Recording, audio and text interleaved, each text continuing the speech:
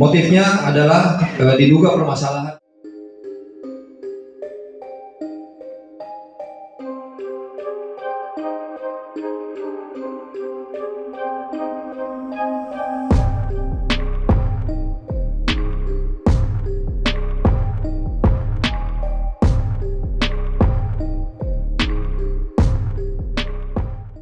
Motifnya adalah diduga permasalahan uang 338, 55, serta 56. Ancaman hukumannya ini hukuman mati, hukuman seumur hidup, dan 20 tahun penjara.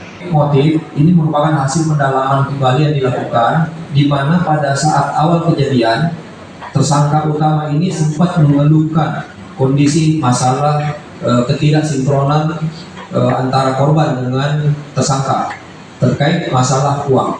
Inilah akhirnya kita simpulkan menjadi motif dari tersangka melakukan pembunuhan. Artinya ada ketidakpuasan tersangka terhadap korban terkait masalah uang.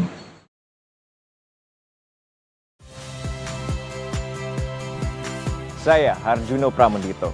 Saksikan program-program Kompas TV melalui siaran digital, pay TV, dan media streaming lainnya.